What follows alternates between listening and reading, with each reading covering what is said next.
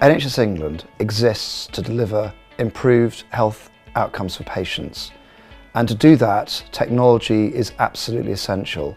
Technology is the means by which we can generate tools and services for professionals, for clinicians, for patients and citizens at large that will enable us to make a reality of that mission. We need seamless flows of insight into the outcomes patients are experiencing right through the pathway of their care. The way in which we can do that is by having data that's interoperable. We also believe that technology, as in many other industries, offers hospitals the opportunity of becoming more productive. What we know is we're on the verge of a quantum step forward in terms of the way we use digital technology to support the delivery of clinical care right across the spectrum of health services, from primary to community into hospital care, and how we really support clinicians delivering safe and responsive care to patients. In order to achieve this sort of change, we need leadership at trust board level from people like Chief Clinical Information Officers, and we're very pleased with how that network is developing.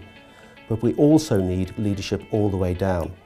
So if you take the example of an acute ward in a hospital, then you're going to need a sister or a senior nurse who says that personally they're going to take on this project, they're going to make it work and push it through till they achieve benefits locally.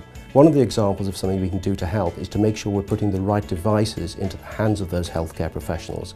And one example of that, which many people have seen from their own everyday life, is that if we can use mobile tablets, wireless networks, we can get decisions made right next to the patient's bedside, possibly with the patient involved. And that's going to be a lot better than asking doctors and nurses to move backwards and forwards between bedside and nursing station with scraps of paper in order to get to a computer that's sitting somewhere else. Of these systems that produces the best and safest care is absolutely critical that we engage staff right from the very onset in these projects. And the way to do that, and the best evidence from the successful trusts in the NHS show this, is they weave into their strategy and their narrative and their story about what their organisation is all about, the key role of introducing new technology and digital support to clinical teams. One example of that is we can be sure that we're giving the right drug to the right patient at the right time, and that we have a record of that. And that's something that's very difficult to achieve with paper-based systems.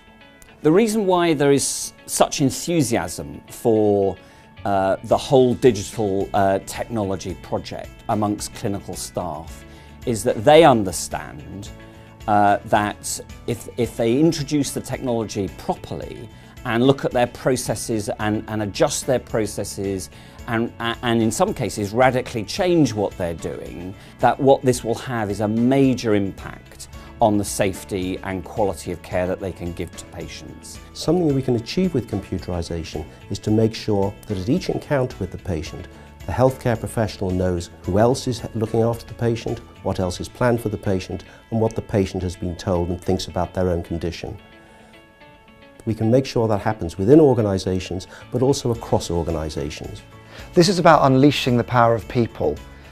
Data and technology offer us the biggest chance we've had to deliver high quality care for all sustainably. That means now and for future generations.